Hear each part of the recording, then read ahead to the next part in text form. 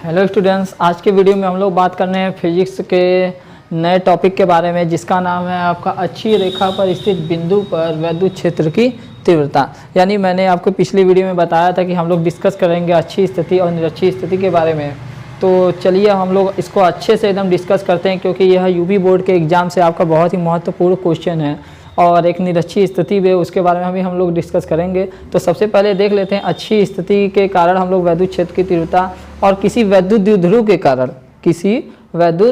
के कारण हम लोग देखेंगे वैद्युत क्षेत्र की तीव्रता। तो चलिए हमारा पहला टॉपिक है आपका इसमें अच्छी रेखा पर स्थित बिंदु पर वैद्युत क्षेत्र की तीव्रता होता क्या है। तो इसको लिखने का तरीका ही बताएंगे कि आप लोग कैसे एग्जाम बोर्ड में लिख कर आएंगे, यानी एग्जाम में कैसे लिख कर आएंगे बोर्ड के एग्जाम में।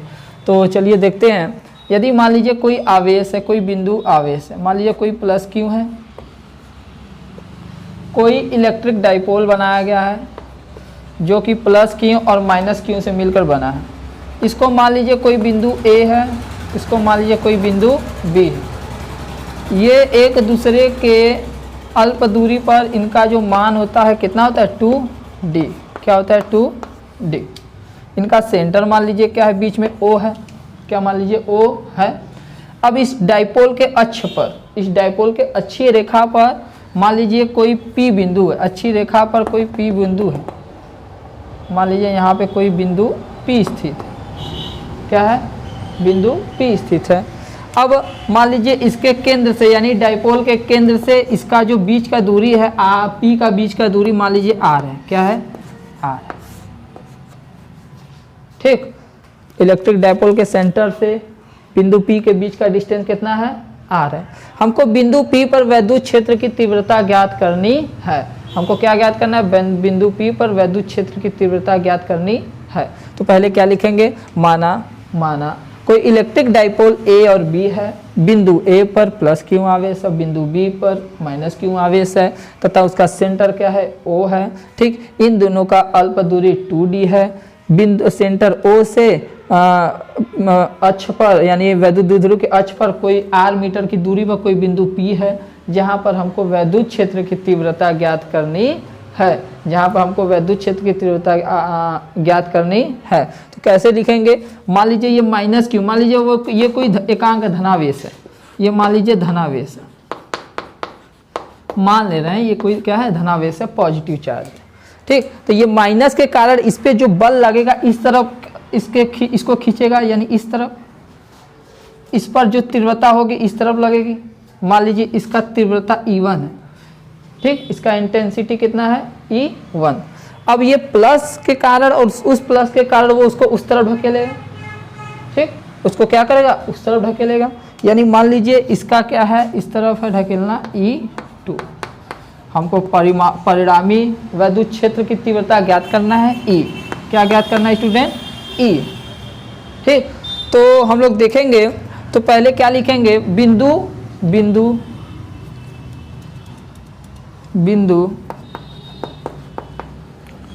A, बिंदु A द्वारा बिंदु P पर वैद्युत क्षेत्र की तीव्रता, क्या हो जाएगा स्टूडेंट, वैद्युत क्षेत्र की तीव्रता हमारा E1 बराबर क्या हो जाएगा, क्या देखा हमने, K। अभी हमने वैद्युत क्षेत्र की तीव्रता अगले वीडियो में मैंने बताया है, एकदम अच्छे से उसको डिस्कस किया है। ठीक, E1 बराबर क्या हो जाएगा, K। क्या हो जाएगा आपका, Q बाई R कहाँ है, देखो यहाँ से यहाँ तक इसका डिस्टेंस D हो जाएगा, यानी R प्लस D, यानी R प्लस D का होल स्क्वायर। क्या हो जाएगा, R प्लस D का होल स्क्वायर। ये हमारा इक्वेशन बन जाएगा फर्स्ट। ये इक्वेशन क्या बन जाएगा, फर्स्ट। ठीक है स्टूडेंट। अब हम लोगों ने क्या देखा कि अब देखा कि बिंदु B पर स्थित आवेश के कारण बिंदु P पर वैद्युत क्षेत्र की तीव्रता, तो क्या हम लोगों ने देखा, क्या हो जाएगा हमारा वैद्युत क्षेत्र की तीव्रता, क्या हो जाएगा E2 बराबर K क्यू बाई इसका हम लोग प्लस माइनस उससे कोई मतलब नहीं रहता, ठीक, के क्यू बाई। अब यहाँ से इसका यहाँ तक का डिस्टेंस क्या होगा, जब आर में से इतना डी का मान घटा देंगे, यानी आर माइनस डी, ये जब डिस्टेंस यहाँ से यहाँ तक का निकालेंगे तो यहाँ से हम लोग डी घटाएंगे तो क्या हो जाएगा, आर माइनस डी का होल स्क्वायर। ये हो जाएगा इक्वेशन 2, ठीक। जब हम लोग को परिणामी निकालना है, परिणामी तीव्रता निकालना है, तो परिणामी तीव्रता निकालने के लिए क्या करेंगे स्टूडेंट, परिणामी तीव्रता निकालने के लिए क्या करेंगे, तो हमारा हो जाएगा E बराबर आपका देखिए माइनस क्यू के कारण क्या लग रहा है E1, और हमारा क्या लग रहा है E2 दूसरे के कारण लग रहा है, ठीक। तो हमारा क्या हो जाएगा E1 माइनस E2, हमारा परिणामी निकल जाएगा, ठीक। तो हम लोग E1 बराबर जब निकालेंगे तो E1 का मान देख रहे हैं हमारा कितना आ रहा है, के क्यू बट्टा के आर प्लस डी का होल स्क्वायर, ठीक। अब हम लोगों ने क्या देखा, प्लस के क्यू बटा के आर माइनस डी का होल स्क्वायर, दोनों में कॉमन क्या है, के कॉमन है, क्यू कॉमन है, कॉमन ले लेते हैं, ये हो जाएगा, इसको जब करेंगे तो ये हो जाएगा आर प्लस डी का होल स्क्वायर, फिर प्लस सॉरी यहाँ में माइनस है तो यहाँ माइनस लगाएंगे, यहाँ माइनस लगाएंगे, तो हमारा क्या है 1/r माइनस डी का होल स्क्वायर, ठीक। तो फिर अगले प्रोसेस में हम लोग क्या करेंगे, के क्यू बटा के इसका जो हम लोग एलसीएम लेंगे तो हमारा क्या आएगा, r प्लस डी का whole square, r minus D का होल स्क्वायर, ठीक। इसको हम लोग कैसे लिख सकते हैं, इसको r माइनस डी का whole square minus r plus D का होल स्क्वायर, पुस्तक बंद, ठीक। फिर हम लोग क्या लिख सकते हैं, E बराबर के क्यू, ये जब इसको ओपन करेंगे तो हो जाएगा R square plus D square minus 2r D, क्या हो जाएगा स्टूडेंट 2r डी। फिर हम लोगों ने क्या माइनस का मल्टीप्लाई करते जाइए, R square minus D square minus 2r D, क्या जाएगा स्टूडेंट 2r डी। अब अपान के इसको हम लोग लिख सकते हैं, 2 बार इसको लिख सकते हैं, आपको एक कोष्टक में r प्लस डी, इसको मतलब हम लोग ऐसे देखिए लिख सकते हैं r प्लस डी, इसको लिख सकते हैं r माइनस डी, इसको लिख सकते हैं r माइनस डी, ठीक। अब हमारा देखिए क्या क्या कैंसिल आउट हो रहा है वो देखते हैं, ये कट आएगा, ये कट आएगा, ठीक। अब देखिए क्या हुआ, इसको और इसको मिलाकर A square minus B square के फार्मूले से लिख सकते हैं R square minus D square,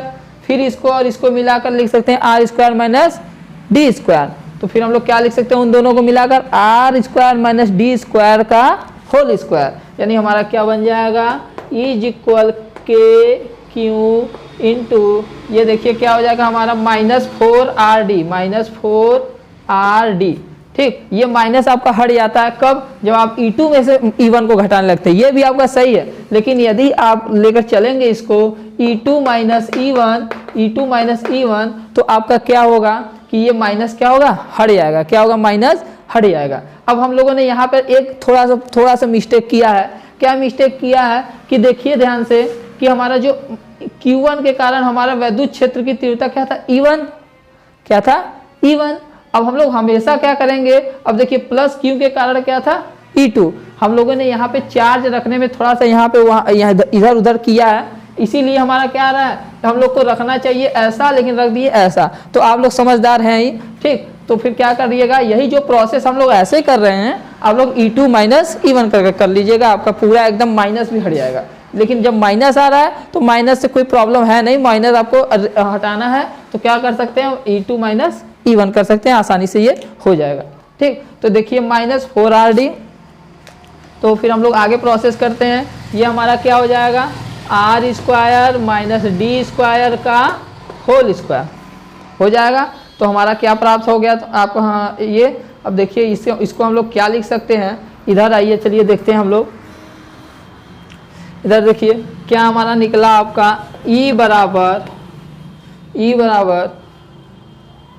निकल गया आपका के क्यू अच्छा ठीक, वो जो माइनस स्टूडेंट, तो आप क्या करिए उसको माइनस, अच्छा बाहर निकाल दीजिए, तो माइनस बाहर निकाल कर, अच्छा ये मैं कह रहा हूँ कि आप लोग क्या करिएगा, E2 माइनस E1 करिएगा, तो यहाँ से माइनस जो क्या होगा हट जाएगा। तो मैं पहले से ही आपको हटा दे रहा हूँ क्योंकि यहाँ पे हमको प्रॉब्लम होगा थोड़ा सा, तो आप लोग क्या करिएगा E2 माइनस E1 कर ठीक कर लीजिएगा।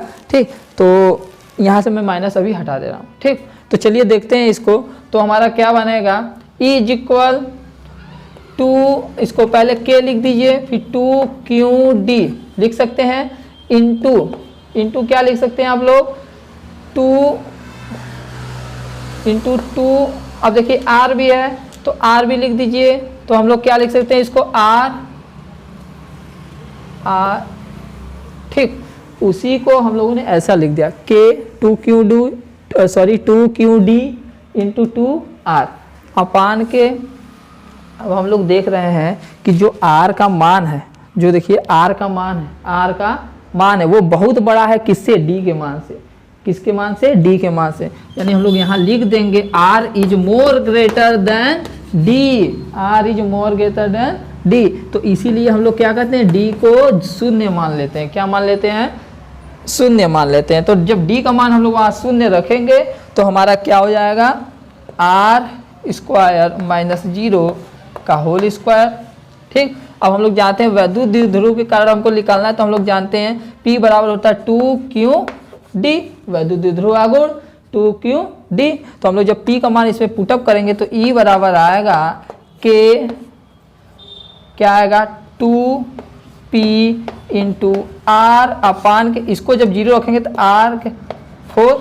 ठीक, ये क्या होगा आपका, कैंसिल आउट हो जाएगा 1 से, तो यहाँ 3 बच जाएगा। ठीक, तो हमारा जो एकदम फाइनल वैल्यू निकला वो आया आपका 2K इंटू 2P अपान R क्यूब। यही हमारा क्या फाइनल वैल्यू निकला। यही आपका अच्छी स्थिति के कारण वैद्युत क्षेत्र की तीव्रता है किसी बिंदु पर। किसी अच्छी स्थिति के कारण वैद्युत क्षेत्र की तीव्रता किसी बिंदु पर आपका ऐसे ही निकलेगा। तो चलिए हम लोग देखते हैं कि कहाँ, अब शुरू से एक बार इसको रिपीट कर लेते हैं। क्या है आपका कि हम लोगों ने अच्छी रेखा पर स्थित बिंदु पर वैद्युत क्षेत्र की तीव्रता देखा। तो कैसे देखा कि माना कोई बिंदु ए बी है, माना कोई वैद्युत द्विध्रुव आघूर्ण ए बी है, ए पर प्लस क्यू है, बी पर माइनस क्यू है, उसका सेंटर ओ है। बिंदु ओ से किसी अक्ष पर कोई बिंदु P स्थित है जो कि R मीटर की दूरी पर है। ठीक, जहां पर हमको वैद्युत क्षेत्र की तीव्रता ज्ञात करनी है। तो सबसे पहले हमने देखा कि बिंदु A द्वारा बिंदु P पर वैद्युत क्षेत्र की तीव्रता, यानी बिंदु A द्वारा बिंदु P पर वैद्युत क्षेत्र की तीव्रता कितना है, E1। तो E1 बराबर निकालेंगे, तो हम लोगों ने पिछले वीडियो में देखा वैद्युत क्षेत्र की तीव्रता किसे कहते हैं, उसके आधार पर। तो E1 बराबर K Q बटा के R प्लस D का whole square. R plus D क्यों किया, R यहाँ तक का डिस्टेंस है, D यहाँ तक का डिस्टेंस है, तो दोनों मिलाकर R प्लस D का होल स्क्वायर। ठीक, तो हमारा इक्वेशन फर्स्ट मिल गया। अब इक्वेशन 2 इसी के आधार पर सेम टू सेम किया। तो R माइनस डी क्यों किया, क्योंकि R में से जब से D को नहीं निकालेंगे तब से हमको यहाँ तक का वैल्यू नहीं मिलेगा। तो हमने देखा इस इक्वेशन इक्वेशन सेकंड बना लिया। फिर हमको परिणामी निकालना है। तो परिणामी निकालने के लिए हम लोगों ने क्या गलती किया था, E1 माइनस E2 कर दिया था, इसीलिए हमारा माइनस आ रहा था। हम लोग को करना क्या होगा, E2 माइनस E1। तो हमारा क्या आएगा, ये वैल्यू प्राप्त होगा। इसको जब हम लोग सॉल्व करेंगे अच्छे से तो हमारा वैल्यू क्या प्राप्त होगा, ये वाला वैल्यू प्राप्त होगा। ठीक, ये वैल्यू प्राप्त हुआ तो हम लोगों ने इस वैल्यू को कैसे कन्वर्ट कर दिया, ऐसे लिख दिया। ऐसे लिखने पर हमको मिल रहा था वैद्युत द्विध्रुव आघूर्ण P बराबर 2QD। फिर हम लोगों ने क्या देखा कि जो R square minus D square में जो R का मान है बहुत बड़ा है किससे, D से। तो हम लोगों ने क्या रख दिया, R is more greater than D, यानी D इज इक्वल क्या रख दिया, 0। ठीक, अब D स्क्वायर जब 0 रख दिया तो ऐसा वैल्यू प्राप्त हुआ। ऐसा वैल्यू प्राप्त होने के बाद फिर ऐसा हुआ। ठीक, फिर जो देखिए R और R से जब कैंसिल आउट हुआ तो यहाँ 3 बचेगा। फिर हम लोगों ने ऐसा फाइनल वैल्यू प्राप्त कर लिया। यही हमारा है अच्छी स्थिति कार्य वैद्युत क्षेत्र की तीव्रता। तो उम्मीद करता हूँ आप लोगों को ये पूरा प्रोसेस अच्छे से समझ में आया होगा। तो आप लोग अच्छे से इसको यूपी बोर्ड के एग्जाम में यदि मान लीजिए आ रहा है तो उसको आप लोग अच्छे से नोट डाउन कर लीजिए और अच्छे से रिपीट और लर्न कर लीजिए कि आपको परीक्षा में आते ही आपको तुरंत लिखने के और याद करने की ज़रूरत न हो, आसानी से होता जाए। तो आज के लिए बस इतना ही। फिर हम लोग नेक्स्ट वीडियो पर निरक्षीय स्थिति कार्य वैद्युत क्षेत्र की तीव्रता पर बात करेंगे। तो चलिए आज के लिए इतना ही, तब के लिए बाय बाय।